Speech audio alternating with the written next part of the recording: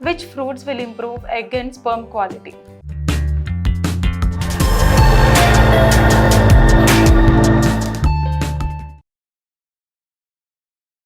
So egg అయినా కానీ sperm అయినా కానీ అది రిజువినేట్ అయ్యి మళ్ళీ నార్మల్ అవ్వడానికి 3 months టైం పడుతుంది.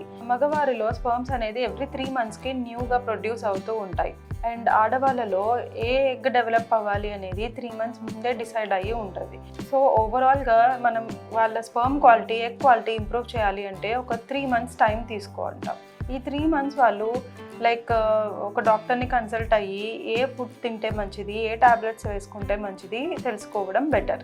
సో మెయిన్గా ఫుడ్ విషయానికి వస్తే మనకి విటమిన్ సి రిచ్ ఉన్న ఫుడ్ లైక్ మనకి బెర్రీస్ లైక్ రాస్బెర్రీ కానీ, స్ట్రాబెర్రీ, బ్లాక్బెర్రీస్, బ్లూబెర్రీస్ లాంటివి, అలాగే tomatoes, broccoli and lemon, Amla, అలాగే ఫ్రూట్స్లో ఆరెంజెస్, కివి, గోవా ఇలాంటివి విటమిన్ సి రిచ్ ఉండే ఫుడ్ తీసుకోవడం మంచిది. వాళ్ళ జనరల్ డైట్లో ఎక్కడో చోట ఇన్కార్పొరేట్ చేసుకోవడం బెటర్. అండ్ విటమిన్ ఈ రిచ్, విటమిన్ ఈ వల్ల సెల్ యొక్క మెంబ్రెయిన్ అనేది నార్మల్గా ఉంటుంది. సో సెల్ మెంబ్రెయిన్ అనేది సెల్ ఫంక్షన్కి చాలా important. So vitamin E rich foods అంటే సన్ఫ్లవర్ సీడ్స్ కానీ, లేకపోతే papaya, mangoes, avocado, kiwi, mangoes, sunflower seeds, అలాగే ఆకుకూరలు, బాదం పప్పు, అలాగే బెర్రీస్, ఇవన్నీ విటమిన్ ఈ రిచ్ ఉంటాయి.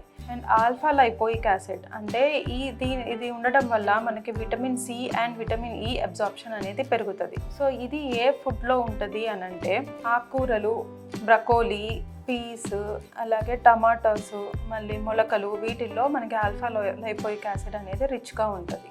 అండ్ ఫోలిక్ యాసిడ్ అనేది మనకి ప్రెగ్నెన్సీ రాకముందు కానీ వచ్చిన తర్వాత కానీ చాలా ఇంపార్టెంట్. ఫోలిక్ యాసిడ్ అనేది సిట్రస్ ఫ్రూట్స్లో పపాయ, అలాగే బనానాస్ అండ్ బెర్రీస్, ఆకుకూరలు వీటిల్లో రిచ్గా ఉంటుంది.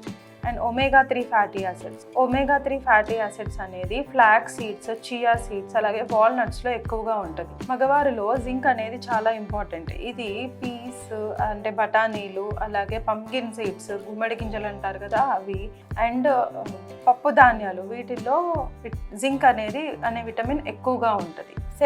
సెలీనియం అనేది థైరాయిడ్ నార్మల్గా ఉండడానికి, అలాగే మెటబాలిజంకి చాలా ఇంపార్టెంట్. ఇవి ఎగ్, ఫిష్, అలాగే బ్రెజిల్ నట్స్లో ఎక్కువగా ఉంటుంది. Next most important coenzyme Q10. ఇది సెల్ యొక్క మైటోకాండ్రియా అంటే పవర్ హౌసెస్ అంటారు, వాటికి బ్యాటరీస్ లాగా అనమాట, వాటికి చాలా ఇంపార్టెంట్.